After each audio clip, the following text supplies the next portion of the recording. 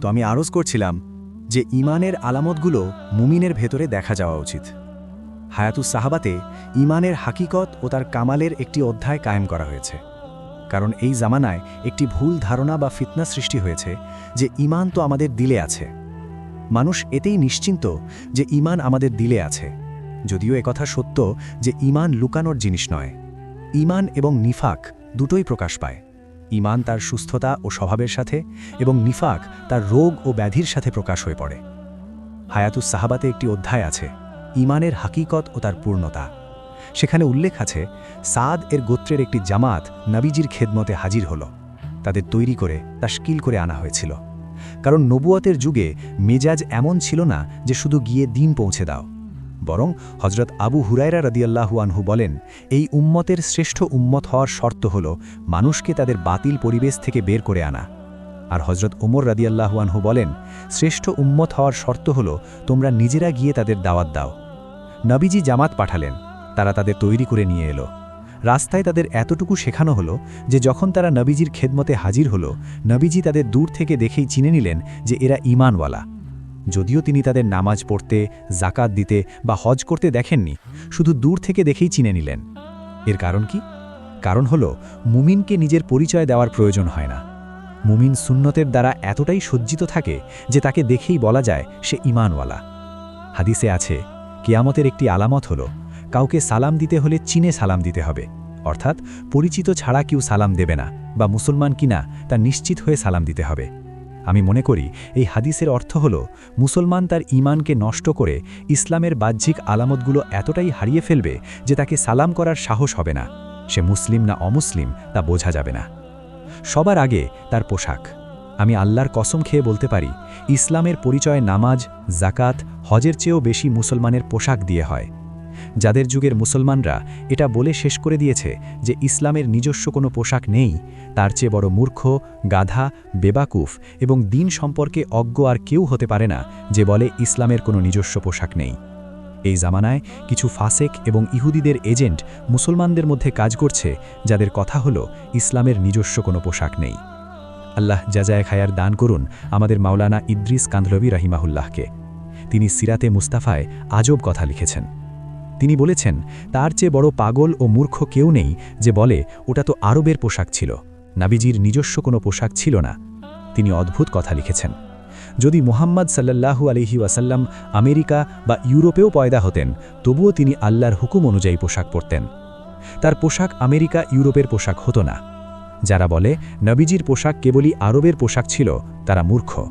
আরবে তো ইব্রাহিম ও ইসমাইল আলাইহিমাসসালামের পোশাক চলে আসছিল, তাই নবীজির পোশাক ছিল ইব্রাহিমী ও ইয়াকুবী পোশাক।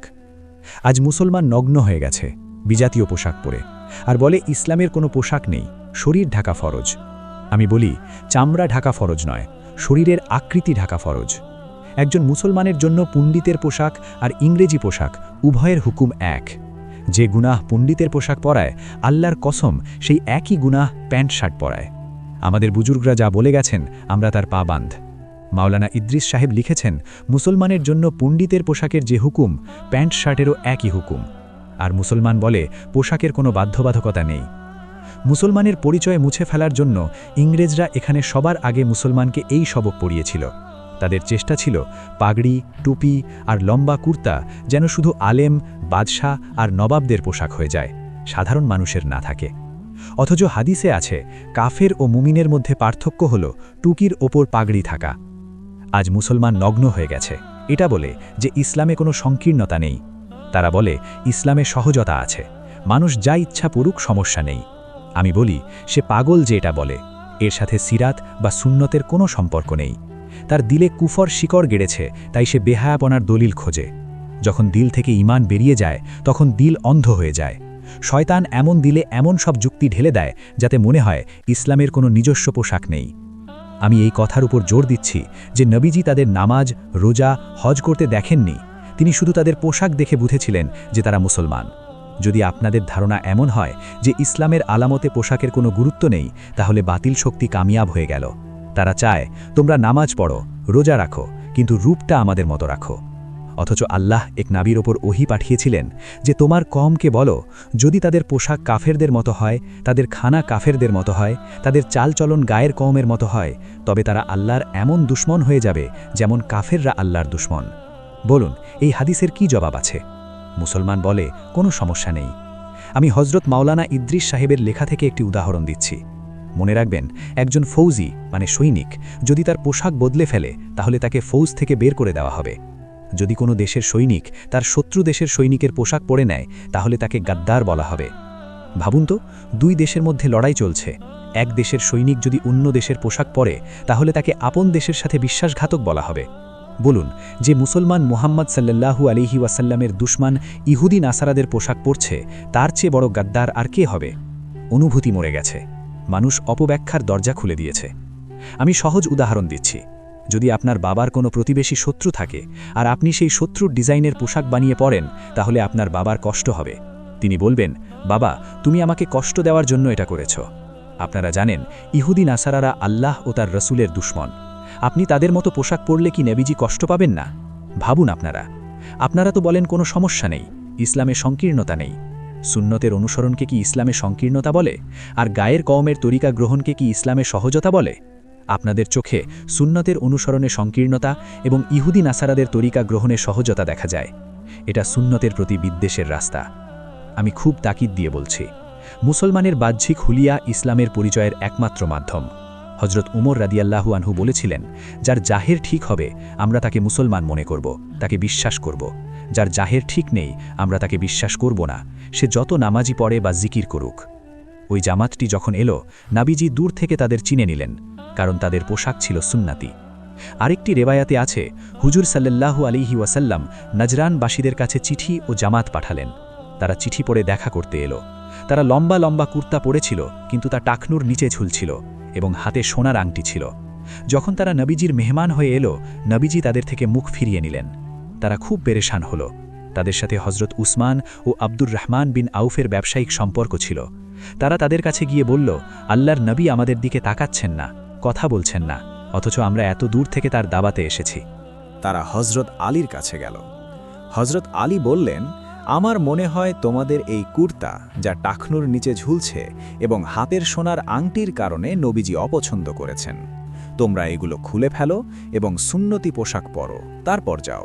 তারা তাই করল।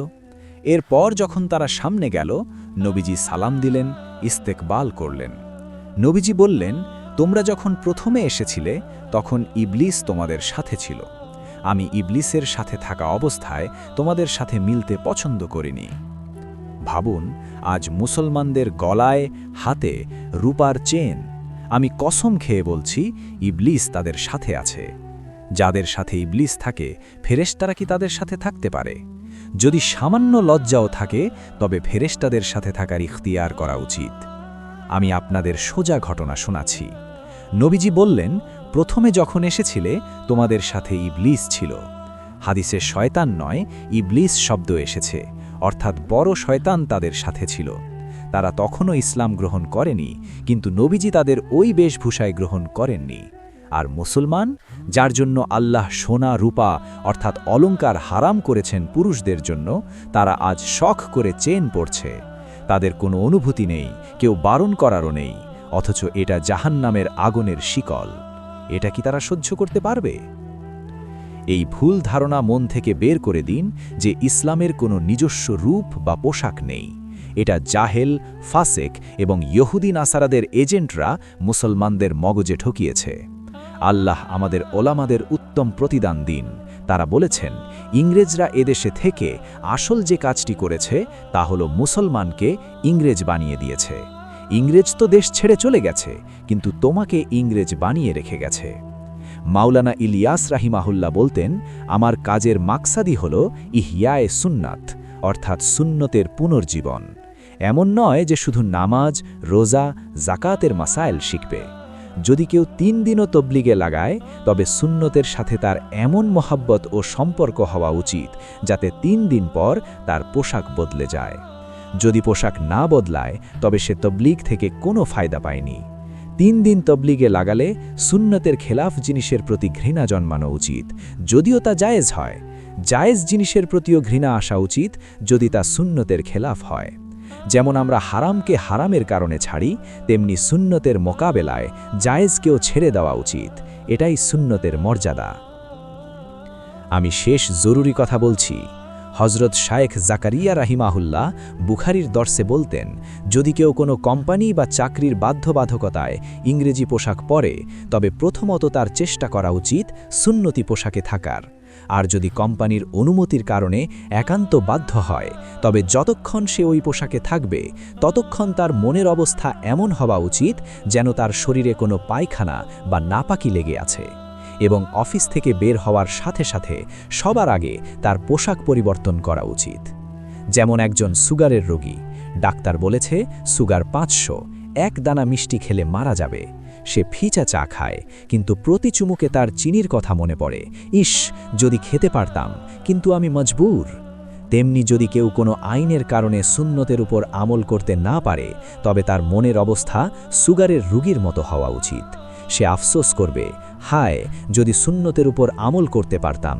কিন্তু কেউ যদি বলে ইসলামে কোনো সংকীর্ণতা নেই, এসব পোশাক পরায় কোনো সমস্যা নেই, তবে মনে রাখবেন সে আল্লাহর নজরে মাজুর নয়, বরং মুজরিম।